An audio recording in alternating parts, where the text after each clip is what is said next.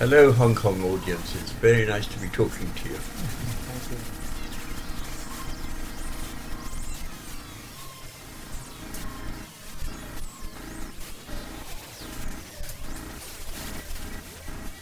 you. Well, really, I didn't hardly work with them because I had already established a computer music studio, and they came to me thinking that we could use this studio to make commercial music. And I was interested much more in experimental music. We did a little bit with Paul McCartney, and we did one little tune called Philips to advertise Philips, but otherwise they couldn't understand my equipment, and we split. And that's my experience with Brian Hodgson and Delia Derbyshire. What music do I like? I like Beethoven, for instance, and so what I like is a huge range of music. It has to be different. That's my first criterion. It has to be something which I hadn't heard before, or if I have heard it before, I fall in love with it. And that really only happens with classical music. But with modern music, experimental music or electronic music, it has to be something different to what I've ever heard for me to really like it.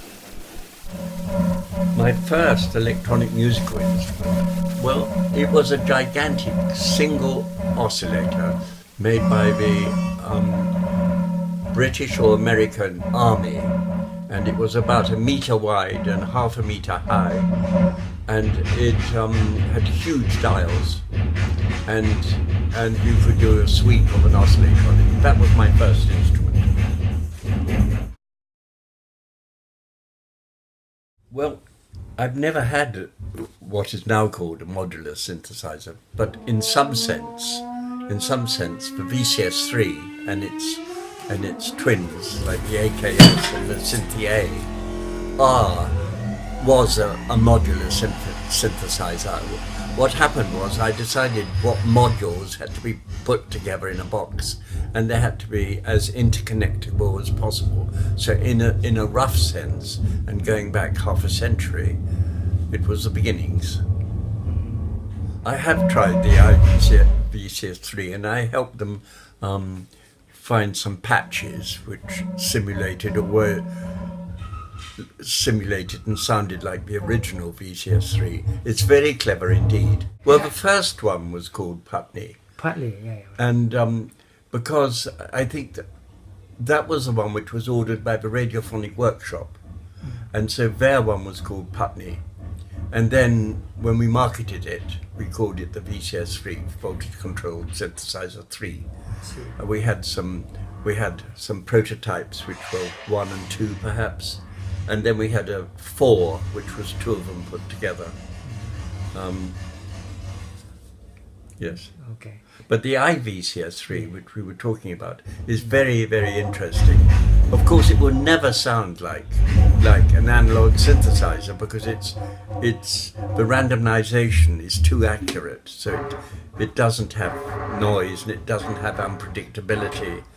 And it's also quite difficult to use in that you can't look up and down it. You have to shift the screen, which is a bit awkward, but it's very clever, yes.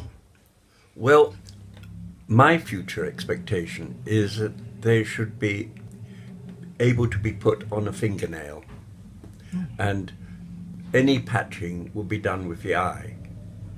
So you would just look at different parts of a fingernail, maybe even use a magnifying glass, and that would be the modular synthesizer. There would be nothing three-dimensional about it, and nothing which you would have to use your hands for. It would be as close as possible directly from the brain to the electronics, if it is still called electronics then.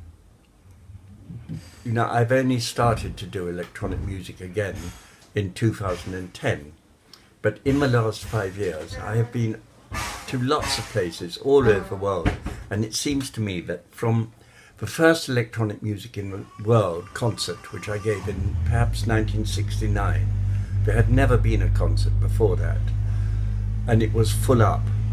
in London, I think the excitement is still going on and the development is still going on, and the medium has a big future. It's a very difficult question to answer that. I don't know if it occupies me a great deal because I compose a large amount and I'm very interested in new developments.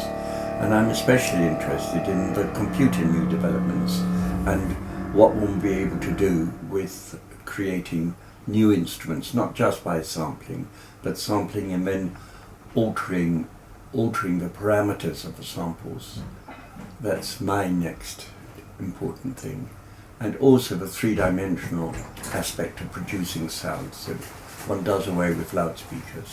That's the most important thing with EMS. Because it's not your company. No, but it's run by a great friend, Robin Wood, who used to work for me at EMS, and he started when he was very young, perhaps 19, and he's still doing it, and he's making VCS3s again, and he services the instruments, and I see him many times a year.